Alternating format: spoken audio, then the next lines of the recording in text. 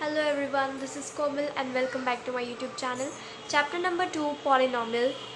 Exercise 2.1 question number 1 is which of the following expressions are polynomial in one variable and which are not?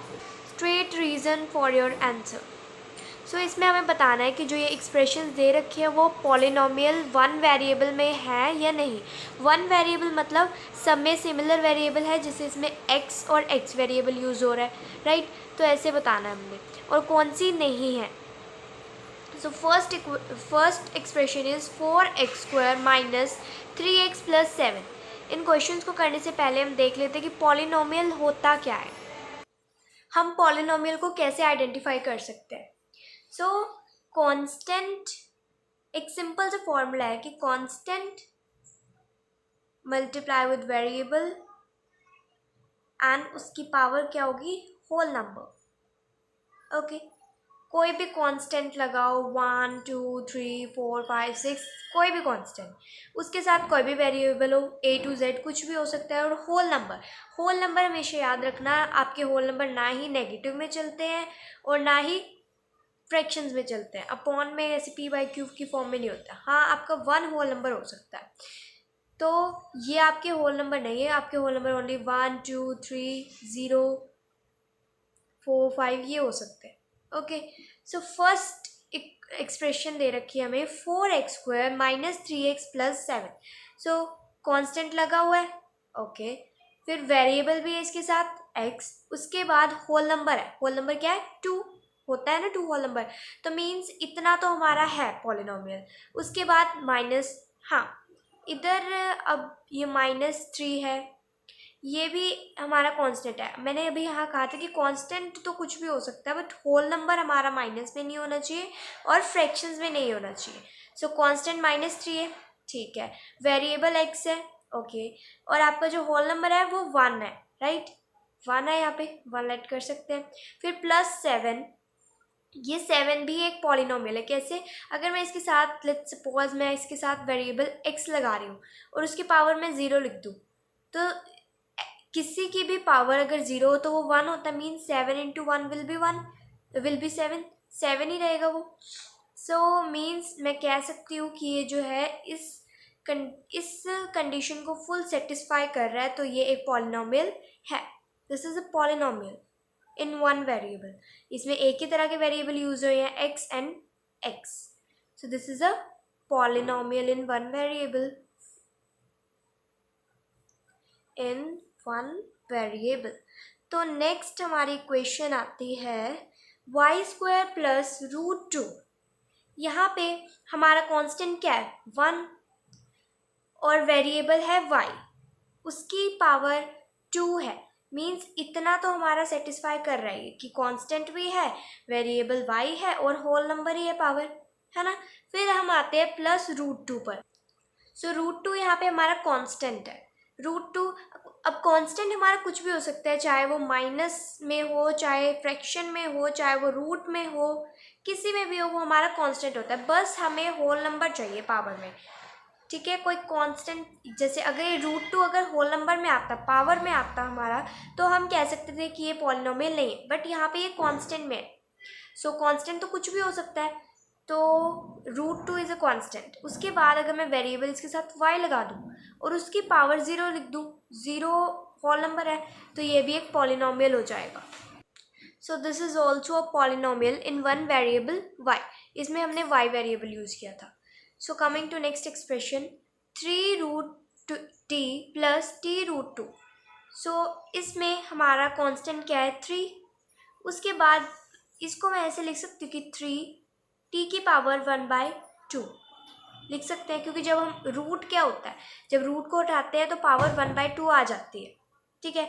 तो मैंने इसको ऐसे लिख दिया, प्लस t√2, इसे ऐसे ही रहने देते हैं। तो यहाँ पे इस फॉर्मूला के अकॉर्डिंग देखें तो कांस्टेंट 3 है, ओके, उसके बाद t हमारा वेरिएबल है, बट होल नंबर मीन्स हमारी जो पावर है वो होल नंबर में तो है ही नहीं। अभी मैंने बताया था कि फ्रैक्शन में नहीं होना चाहिए, क्योंकि होल नंबर आपका 0 1 2 3 4 ऐसे चलता है। तो मीन्स ये वाली term, this term is not a polynomial. तो अगर ये टर्म पॉलिनोमियल नहीं है तो ये पूरा ही पॉलिनोमियल नहीं होगा। फिर भी हम नेक्स्ट देख लेते हैं कि t हमारा है वेरिएबल, ओके, उसके साथ √2 लगा है, ठीक है। अगर मैं इसको t√2 को ऐसे लिख दूँ, √2t, कुछ फर्क तो नहीं पड़ेगा, सेम ही रहेगा, ठीक है। तो √2 हमारा कांस्टेंट हो गया, t की पावर में 1 लिख दूँ, मीन्स इतना तो ये पॉलिनोमियल है, बट ये नहीं है। हमें देखना था कि ये पूरी एक्सप्रेशन पॉलिनोमियल है या नहीं। सो मीन्स ये पॉलिनोमियल नहीं है, इतना तो नहीं था, इतना था, बट हमें पूरा देखना है कि ये पॉलिनोमियल है या नहीं। सो इस पूरे एक्सप्रेशन में हम बोल सकते हैं कि ये एक पॉलिनोमियल नहीं है, okay. So this is not a polynomial, ये पॉलिनोमियल नहीं है। इसमें हम रीज़न दे सकते हैं कि जो पावर है in the term 3√2 is 1/2, it is not a whole number, ये हम इसमें रीज़न दे सकते हैं। After date y plus 2/y, इसमें y, पहले हम फर्स्ट टर्म देखते हैं, y के आगे कांस्टेंट 1 है, y की पावर भी 1 है, इतना तो हमारा है पॉलिनोमियल। फिर अगर हम नेक्स्ट पे आए तो वो पॉलिनोमियल नहीं है, क्यों? क्योंकि अगर मैं 2/y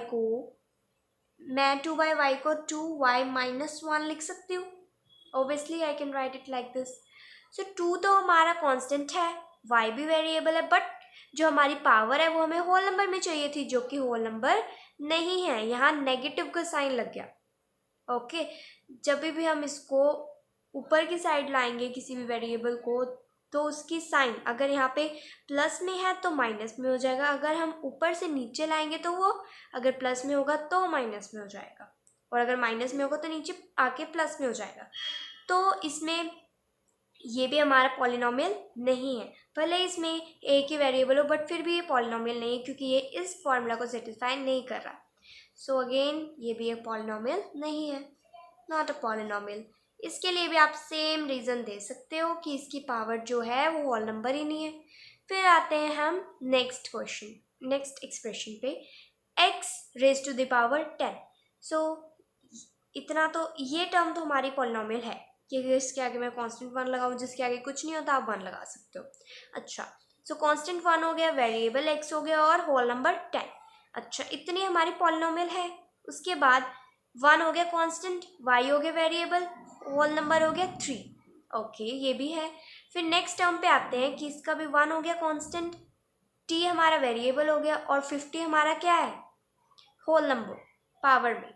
तो ये जो है पूरी टर्म पॉलिनोमियल तो है, बट इसमें वेरिएबल डिफरेंट यूज़ किए हुए हैं, इसमें x, y and t variable use किए गए हैं। तो हम इस एक्सप्रेशन को ये तो नहीं बोलेंगे कि ये पॉलिनोमियल नहीं है, हम ये बोलेंगे कि दिस इज़ अ पॉलिनोमियल, ये एक पॉलिनोमियल तो है, this is a polynomial in 3 variables, क्योंकि इसमें 3 डिफरेंट वेरिएबल्स यूज़ किए गए हैं। और हम ये भी लिख सकते हैं कि this is not a polynomial in 1 variable, ये 1 वेरिएबल में पॉलिनोमियल नहीं है, 3 वेरिएबल्स में है, ठीक है। सो इसमें हमें यही बताना था कि 1 वेरिएबल में है या नहीं, तो हमने ये बता दी कि 1 वेरिएबल में नहीं है, बट वैसे ही ये पूरी एक्सप्रेशन जो है पॉलिनोमियल है 3 वेरिएबल्स में। सो आई होप आपको ये क्वेश्चन नंबर 1 समझ आ गया होगा। So if you like this video, so please don't forget to subscribe our channel. Thank you.